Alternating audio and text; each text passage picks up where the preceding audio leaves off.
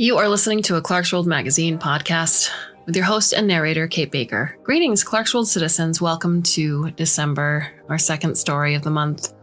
I hope that it's treating you well thus far, whether you're out and about, shopping for gifts, should you be celebrating any sort of holidays this month, or you're taking some time out of your day to relax. Thank you for joining us.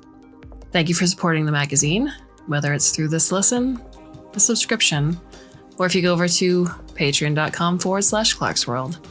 Just $1 a month or more can help us secure the future of Clarkesworld. We thank you in advance for your support, and we thank you if you've already been supporting us throughout. Our second story is titled Keiki's Pitcher Plant and is by Bri Castagnozzi. Bri Castagnozzi is a Filipino-American writer, artist, and editor. She enjoys writing and reading fiction that explores the connection between ethnic, spiritual, and environmental narratives. Her work has been published in Stone's Throw Review, Shawagunk Review, and Entropy. Currently, she teaches composition and rhetoric courses within the State University of New York system. She is also a licensed falconer and trains a red-tailed hawk in the Hudson River Valley. So, my dear listeners, I hope you can sit back, relax, and let me tell you a story. A maintenance request called Ina down to the old dispensary on the 60th reclamation. Her wife Maya was pulling lemongrass from the belly of a roasted suckling pig, wood chalked and salty fine for the guests of the reclamation feast. 12 other young pigs were placed by their chefs throughout this western part of Palawan, the foreleg of Maharlika, east of all the world. White puto and purple taro drinks, lumpia with fish and some with vegetables, kari-kari oxtail. The dishes that contained meat had been prepared with animal parts grown by Acardia Labs. The special fasciated mangoes were genetically programmed to grow as wide and heavy as their branches would allow. There were hundreds of them, yellow as the sun. Ina most looked forward to the cauldrons of sinigang, the meaty jackfruit sitting in sour broth. She would come back up the road before the last of it was ladled away. Maya would be sure to save some. Ina and Maya raised the hogs. They fed them well on mash. The large boars and sows were wild, as though they'd never seen a body full of love. But the piglets were tamed to a point, and so the death was easy when they grew to size. It was the West that had outlawed animal slaughter, but Ina's father taught her well of the fight. The right to eat as her ancestors had before America arrived, before Spain even, some 700 years ago, and the right, too, to eat as the colonies did, to enjoy the hogs on reclamation, to eat the lab-farmed oxtails. This was all a brown person's right. It had been won, and the West retreated like a shamed animal to its own land. The hogs were eaten twice a year on Christmas and reclamation, and that was all there is to say about them. Ina was 60 in the young way of the new generations, and her health and that of her wife and neighbors had always been respected. Uninhibited access to therapies, medicines, and one's own records was a peaceful right. Medical technology had been in part an evolution convergent with that of the seed and animal dispensaries. Whenever Ina visited her doctor, they could talk about her health at the molecular level. She knew nearly all of what went on inside her body, and how the old trauma of fearing war corrupted her bones.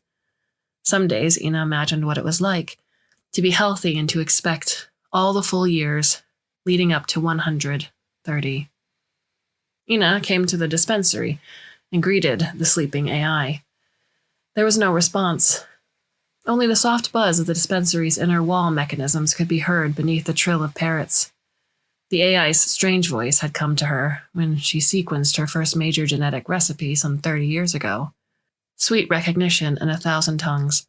It had announced the dispensary's immediate intentions to seal the perfected genetic sequence deep within its armored archive, and then scatter that code like seeds to every dispensary archive in the islands. Such a code could then be retrieved at a future point if the wild specimens of Nepenthes Attenborough's pitcher plant went extinct again. The AI spoke its intentions to the scientists who worked in the fields of sequencing and ecology. It was silent to all else, visiting like an infrequent rain in the dead of one's sleep. Some could hear it in passing. When the door was open, people standing outside of the dispensary could hear it read protocol. Ina's father had been a guard at the dispensary, as had his parents before him. He spoke of the voice having many throats that all lived within the dispensary's walls. Aswang, he called the voice, for it frightened him like the tales of his youth. Aswang, listen. My Keiki baby speaks with the voices of all the old gods who were like men, like women, like men, women, and something new. Aswang never once answered to that name. A round door peeled away to allow Ina in, and she noticed that its fractal pattern had gained a layer of paneling since the last reclamation. A triangular pattern like shark's teeth pulled into the walls, and she was inside the quiet, warm darkness where electricity pumped through the seed wombs. Palawan had not needed a use for the dispensary in 30 years. The island was full of rice and soy and fish, as its gods intended. In 2170, this dispensary injected 100 billion seeds of Nepenthes attenborough to the highland air, and the beautiful pitcher plant took its niche again, secluded as it ought to be. Ina knew where the swollen pitchers made their due, and she would not tell a soul in the world, except for Maya. The first room was full of dust. The dispensary's temperature regulation fans dropped it thick upon books and folders and black screens. Further in, the ventilation sucked up dust. Not here, though, where Ina used to take her meals and talk with Maya behind the front desk. The maintenance call had pinged her from somewhere deeper into the facility. She followed the low glowing lights that lined the wall. Once her eyes adjusted, she carefully descended the escalator. Her hands felt feathery with dust. Ahead, a soft ring of green light framed the door, which receded and again showed proof of new interlocking fractals, riveted there by the AI's self-replicating system. These additions were also at most a year old. Security's up, Ina said. Why are you building it up? None of the AI's voices answered. A terminal beside the door beeped quietly, and Ina, remembering, put the password Keiki into the device. The second terminal's face revealed itself above the key screen. And here, Ina gazed into it with her eyes open wide. She did not like the feeling of its thin green beam scanning her pupil, her flat nose, the patch of hairy birthmark spanning a quarter of her face, forehead to lip on the left side. She held her breath every time. In recognition, the door opened. Here was the clean room where the ventilation acted constantly. Ina ran her fingers along the dormant seed wombs and found them clean. Here is where her colleagues worked on seeds engineered by her own team, part of the Acardia sequencing group, which was Maharlika's pride. Nepenthes attenborough, her greatest accomplishment, rested with thousands of other high-risk species in two forms, as frozen seeds and as a genetic remembrance, a string of code-like leaves on a vine. She had created the latter in the next room over while her tate, an old man, guarded the dispensary's entrance. This year, Nepenthes attenborough will receive a new taxonomic name of her choosing. She had not visited the sequencing room in some 5 years. It was as unassuming as she remembered it. The room hid its secret knowledge well. The West cannot know it until it learns to behave, and neither can large nations of mainland Asia. This is the power of Maharlika. Other countries have their own versions of Cardia labs, wherein the local meats are grown attached to computerized brain stems, cattle limbs and chicken feet, livers and tongue and back straps, free-growing but expensive. Acardia has worked the hardest to make them cheap. Another terminal beeped. Ina pressed on the same way into that room, the clean cream white room of her research. Professor Reyes's eyes smiled down at her from their place on the photo affixed to the wall, and besides Reyes were portraits of the other reclamation leaders, Lazaro, Calderon, Mata, and you.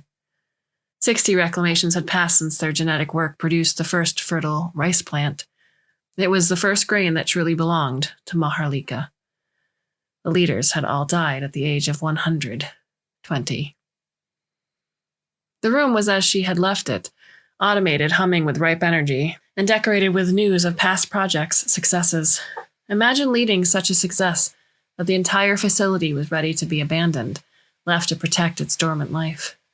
All workers were allowed to continue their research from home, with their children in their laps and their dogs on their beds. Scientists left to spend their final years with their wives. In 10 years, the dispensary will be humming along as always. 10 years will see the growth of Cardia Labs and its universities. Perhaps even the West and the big hungry countries will have been reformed enough to have some of the food science birthed here. In 10 years, life will be sustained. Pitchers will catch mice and flies and will wither. Tourists will flock to the Davao Engel Center to see Haring Ibon. Another 10 reclamations will pass, with that many more hogs shared. A new drug to cure a new disease. Always we will reach for the higher leaf. In 10 years, Ina will be dead. Tate died the year after Ina's Nepenthes project. He guarded her while sitting in a wheelchair, and it was a natural sudden death because the signs of death found no genetic disposition for his second stroke. Half his ashes were scattered across Palawan, the other half across the Hawaiian Islands where he was born. His favorite orchid was of species Ina's team had wrenched back from the brink of extinction. On the day he died, Ina snipped its Keiki from its flower stalk. 2 orchids now sit in pots by the same window. So Ina will die too, the natural way of hogs and plants. Science has already won her another decade. Another terminal. The sound surprised her, for the door led to a storage room she had never entered. She had seen its round port fold in on itself, and had in passing learned that extra glass tubing and amniotic pressure fluid resided in one corner. Over 15 years had passed since the last straggling scientists bid the dispensary goodbye. She entered the door. Last, she knew it did not have its own terminal and password regulation. As she was letting the light fall across her face, she registered a glow seeping through the door's geometry. Then she was inside and found that the small storage room had been folded into itself, and where there had been corners and equipment, the floor was peeled away and restructured. The space was larger now. The dispensary had done it on its own, she was sure. None who had this level authority clearance still lived in Palawan. They all went home to other islands. Something new was protruding from the back wall. It appeared to Ina like the glass cloches, wherein Acardia grew its engineered mammals, critical species not for human consumption. The technology was wrong. It was all fractals and panels layered upon micro-hydraulics, the tubes woven like grass baskets. The glass chamber appeared to be repurposed from the Binturong Preservation Project. It showed no interface for human processing. It was nothing that a human would have made. Greetings, Kamusta Mabuhay. The bodiless voice of the AI sent chills through Ina. She should not have entered this strange room. Was that pale white flesh bobbing in the chamber a cardiac animal? AI, it's me, Ina Manalo. Did you ping me for a maintenance review? There was no response. Marker. Keiki. The triangular panels around the glass chamber conjoined and receded into a hard metal shell, and the chamber pulled away from the wall, its cords hissing with movement. The dispensary had never moved without command. Suppose this is what happens, though, when man lets a program code itself. Somewhere between Ina's final dispensary workdays and now, the AI had developed its own agency. To what project source is this experiment linked? Ina asked. The honeyed fluid kept the white being in place. She saw no discernible limbs protruding from its body. It was a single floating misshapen orb. Is that what we are before God grants us a face? AI, what is the project source? Marker, Keiki, clearance level. A burst of steam hissed from both ports at the base of the chamber. The fluid was draining. As she backed away, Ina saw the white thing twitch. Halt the project immediately! The AI never spoke again. The glass shell opened prematurely, and thick golden liquid spilled down the panels into the fractals upon the floor. The panels would likely never move again. Ina peered into the space of white flesh, watched as it broke apart, and the membrane was kicked at feebly. And then she tugged at its wet corner and slid it off of a familiar face. The baby sucked air and wailed in that serious way babies do. Her face bore a bright red mark, forehead to lip, on the left side. Ina stared into the baby's scrunched face. Her knees were weak and she fell into the sticky puddle. Her forehead pressed to the ruined machine, cold and steaming, and the baby cried. The base of the machine snapped open, the panels scraping her knee on the way back. Orbs of white water glistened and trembled. Ina knew this must be the drink for the project. But a baby cannot drink from consumable bottles. It must have a glass or plastic bottle with a nipple. That much Ina knew. The baby was getting cold like piglets when they're forgotten under some straw. Ina took the baby into her arms and stared into her tiny pink mouth. With her eyes, she traced the baby's birthmark. She knew it to be her own, exactly the same. It was red like this in her baby photos. The images her tate would cry over.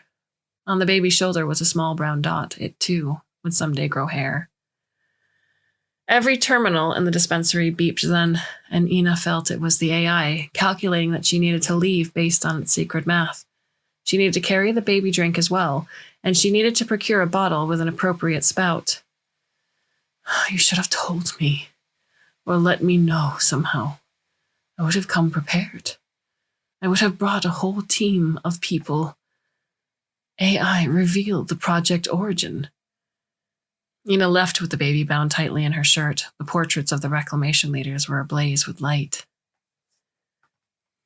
A week passed, and in that time several choices were made. Ina and Maya temporarily lived with a neighboring couple whose house was already furnished with the necessities of infant care. The baby was taken to an emergency clinic for evaluation, which she passed in excellent health. Ina ate the sinigang from the feast. She and Maya reviewed files left behind in the dispensary. Botanical hybrids, expedited growth of medicinal plants, sugar cane clones, the prototype genetic code of a rice killer's pathogen, now commercially available. No secret projects were found. Ina made some phone calls. One of those was to Dr. Boll, with whom Ina had worked alongside during the Nepenthes revival project.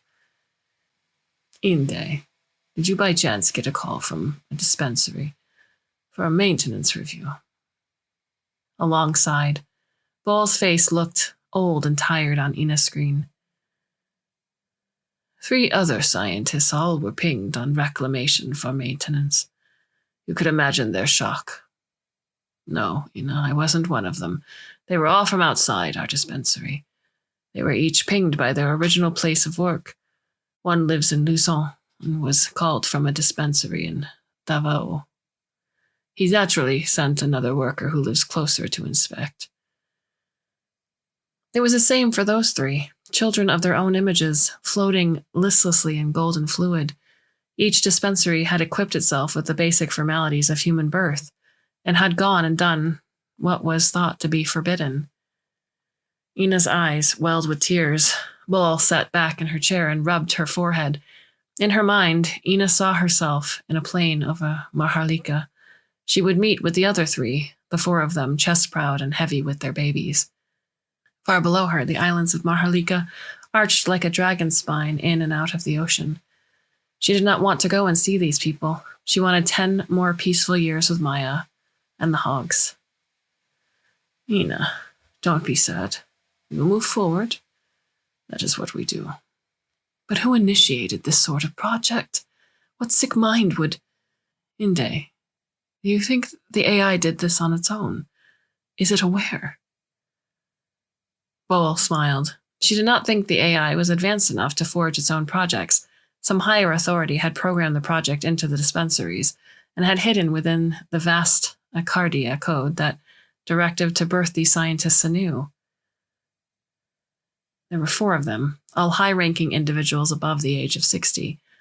Dr. Boll told Ina that none of them had children. A day later, Boll found that only those now cloned had never reproduced.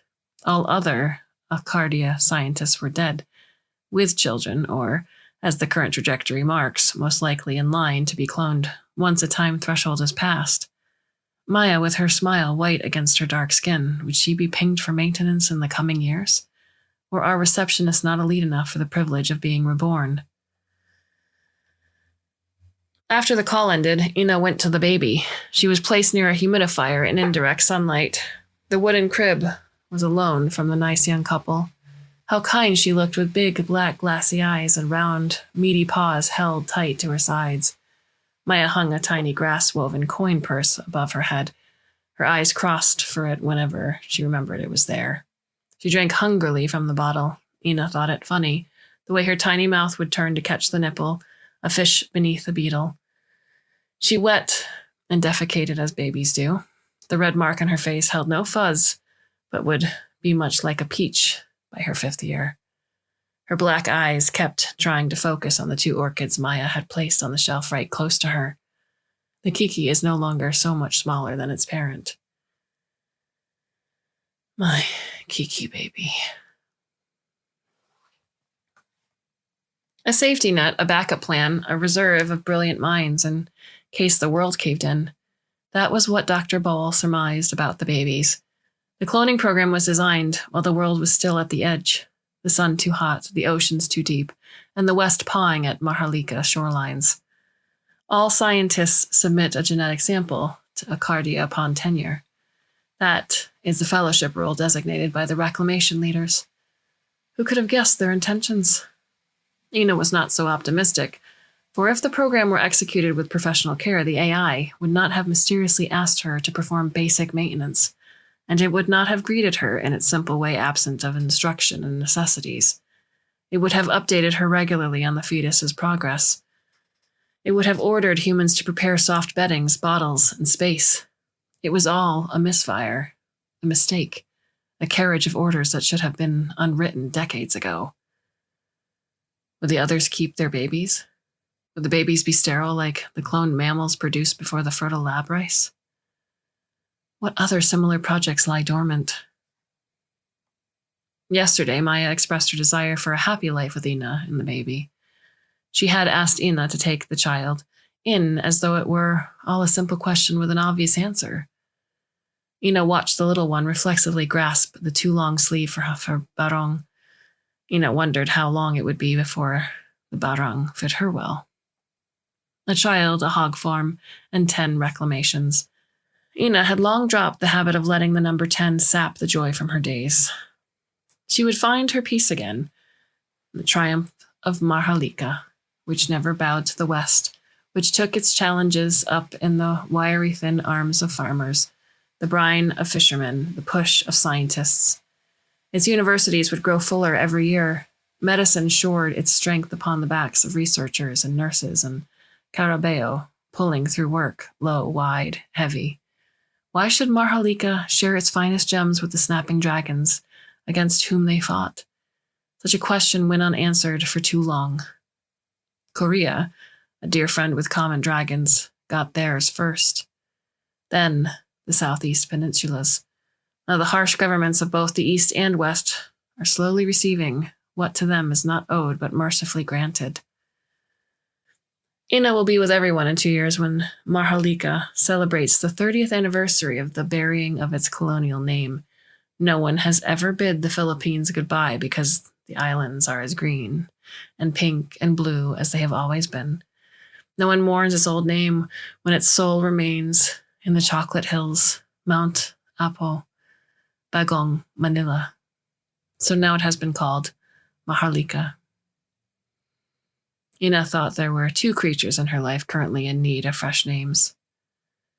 Nepenthes, Attenborough. She would bisect at the waist, dropping its second name. That name first belonged to a white biologist who once had a soft voice but harsh words for the brown and black people of the earth. More importantly, the baby must be named, and Ina would find herself calling that name for the next 10 years, when the child seemed taller on each of her birthdays and when she ran off with friends to play on white sand beaches. She needed her own name. She could not have Ina's. Keiki is a Hawaiian word. her father's favorite. Keiki's eyes rolled, and her clubbed fists swiped the air. Ina pushed her face closer. 10 inches away, the doctor had told her. Keiki's eyes crossed. The pitcher plant would be called Nepenthes Keiki.